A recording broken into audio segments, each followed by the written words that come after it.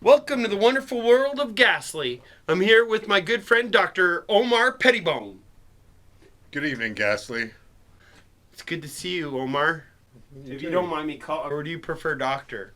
You can just call me doctor or sir. Okay, sir. Apparently I offended you with one of my recent rants where Yes. Oh, go ahead. I was ranting a little bit about Laurel Canyon. Now, in all due regard, I did get a little nasty. It's true. I know some of those artists were fantastic. They did some great work, and I was a little hard on the Americans for that. But One American in particular that I'm here to talk about and defend vigorously. Frank Zappa, Frank Mothers of Invention Zappa. Can I get a smoke from you? Of course. Here. Thanks. We'll talk about where we get these later.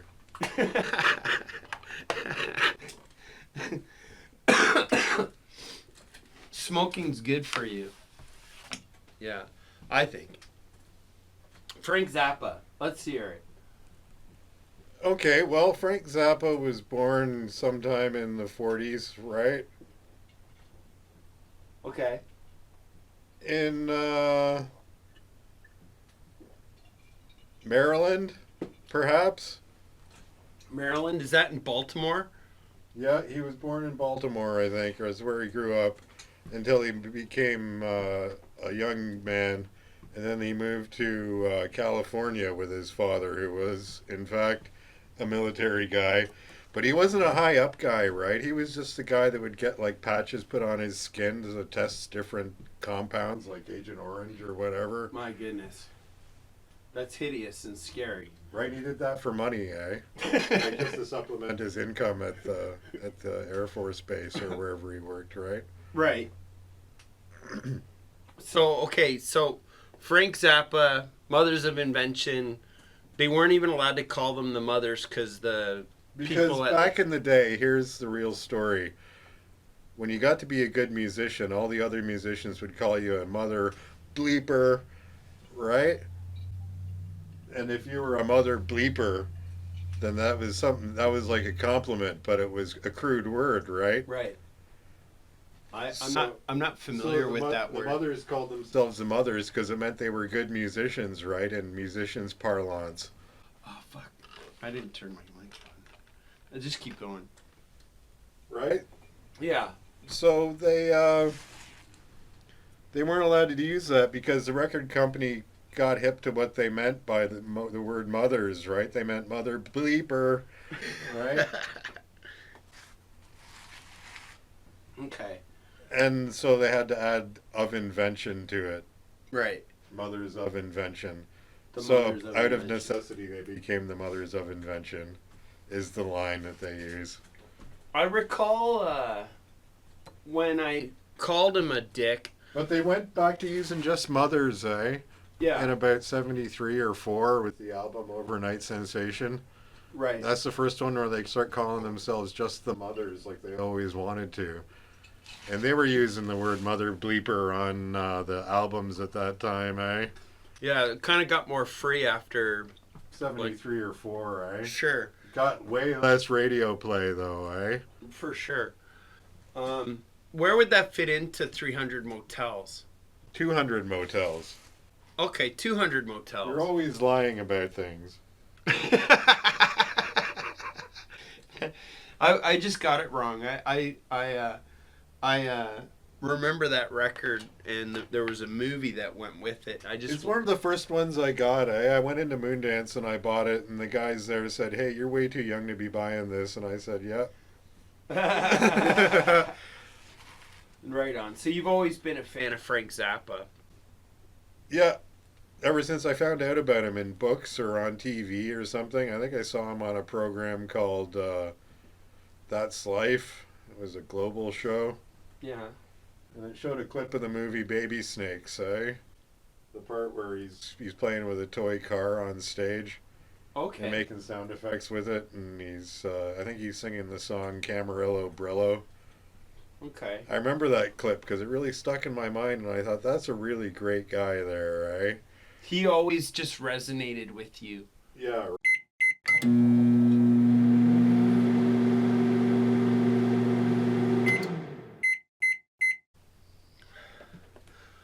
Frank Zappa, I understand, was a bit of a virtuoso with the guitar, but he downplayed it. He said, "I'm no virtuoso. I just grab it and whack it. There's no Berkeley technique." He said those three things. Is that what he said? Yeah. What else did he say? He said he's more of a composer who knows how to operate an instrument called the guitar. He always fancied himself more of a composer than a musician, right? A performer. Okay. There's a chapter in his autobiography called My Splendid Voice. Right, about what a crappy singer he is. Yeah, but he gets the job done. I mean... Right. Yeah, and Yeah. people like to hear him do it, right? Because he's a great guy, and it's fun to pretend he's your friend, right?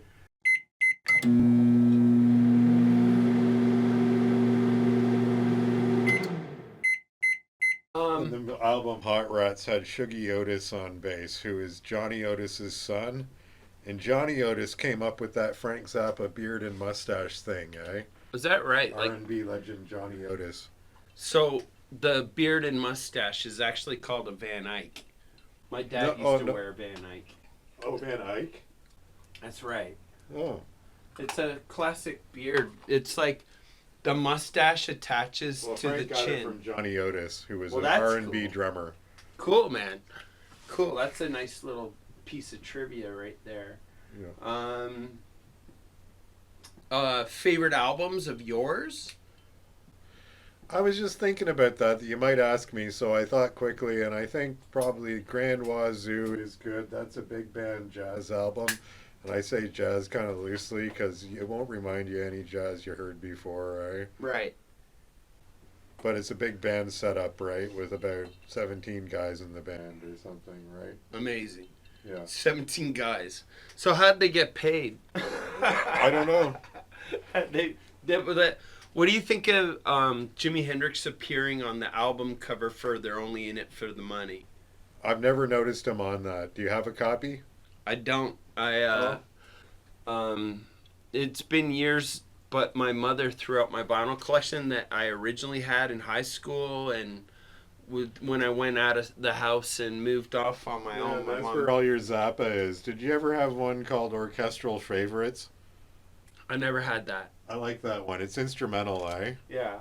And they do the instrumental version of Strictly Genteel, which is the song at the end of 200 Motels with incredibly crude and homophobic lyrics. Oh, goodness. I remember one album which reminded me of audio Dadaism. Like, you know the art movement Dada? Mm-hmm. They were so wild, intricate, and out of context with everything in the world while I was listening to their music. And I was like, this is Dadaism. It's like patchwork of like everything just thrown together, and it was wild. And I remember on that album was a song called Mr. Green Jeans. And I can't remember what the name of the album was. Uncle Meat. Uncle Meat, that's it. Right? Yeah. There's a movie that goes with that, eh? And the album itself came with a book that teaches you how to play King Kong. Oh, wow. The opening figure to King Kong, right? The head. Oh, wow. I can still play it. Yeah? Yeah. I learned it from the liner notes. The doctor here is actually a very accomplished guitar player himself. He is well worth me interviewing him on another occasion, perhaps, about his guitar work. But for now, he's defending Frank Zappa on account of my big mouth. He called him a D bleep head. I called him a dickhead. The reason I did that was I felt that he was always so like vocal about how corporate everything was, but he was as corporate as the people he was criticizing, as far as I'm You concerned. know what he called his record label? What? Zappa. Zappa Records. Okay, tell us about that. Well, he started releasing things on Zappa Records around the era of Joe's Garage, when he got out of his contract with Warner Brothers. Right. Okay.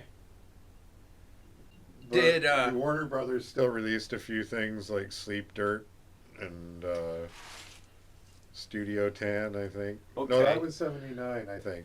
I'm not gonna like deny that I said what I said. I do know the guy was a phenomenal musician. It's just what I didn't like was his criticism of The corporate. interviewer. Well, He was criticizing the interviewer herself, and she seemed like such a nice person who wanted to like inform her audience about who this guy from the past was. Right? maybe he just was having a bad day. You know what I mean? He didn't like being treated like a museum piece, eh? Well, maybe that's it. The stock questions, like who are your influences? And I guess he has to answer that all the time. So he said, there's like 160 names on the inside of my first album. Yeah. And they're all things that I like or hate. And most of it was stuff he hated. Yeah, right. I just thought he was being obnoxious. The poor girl was probably her first day on the job. You know what I mean? Like, yeah, working at MTV or whatever. I think that was an MTV interview that we saw. MTV, get off the air. Remember that Dead Kennedys?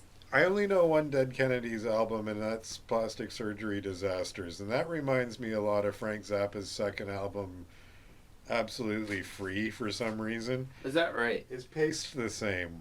Really? Wonder if the Dead Kennedys studied it or something. I know that. I bet they know it. For they sure. Must know it inside out, eh? They like the Beatles too, eh? Yeah, the Jello guy was like a phenomenal, like, you know, like listener of music. He understands music. So Can I would get another understand. cigarette from you? Pardon? Can I get another cigarette? Not a problem. Not a Party problem. time. Excellent.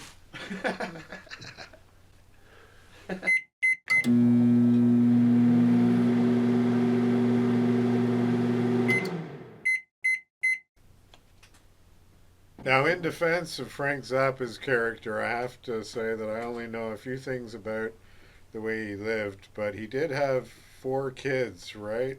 And the first one came along at a really inconvenient time for him, and he decided to have it with his wife anyways, right? And that was Dweezil Zappa. Who's also a talented guitar His man. real name on his birth certificate was Ian Donald Calvin Euclid Zappa. And it was a combination of names that guys that Frank knew at the time, because he had to think of something fast at the hospital, because they really wanted to call him Dweezil, right? Which was the name for Gail, his wife's little toe. She had this weird little toe that she called a Dweezil. That's actually kind of adorable, man. Right? So that's what they wanted to call their son. But they wouldn't let them at the hospital, so they called him Ian Donald Calvin Euclid instead. But at home he was called Dweezil. Right, but he had his birth certificate changed later on in life when he got the money and he knew what was going on. So, there's a rumor that his sister's name is Moon Unit. Is that true? Yep. Moon Unit got to be named Moon Unit at an American hospital. And his other 2 kids are Amit and Diva. And Amit, I bet, is named after Amit Ertegun, who was the president of Atlantic Records. Cool, they were friends? Yeah. Okay, that's cool. So someone you respected in the industry. And diva, that's just what you call an opera singer, right? Yeah, A but lead it's opera also singer. like a goddess can be a diva, like a deva or something, right? I usually think of opera singers because of that movie Diva. Okay. When I think of divas, I think of what the hell was her name? Do you remember the chick? She could take 8 octaves. Like, she was incredible. Uma Sumac. Ima Sumac. Yeah, that's right. Yeah. Imagine if she could sing on a Zappa record.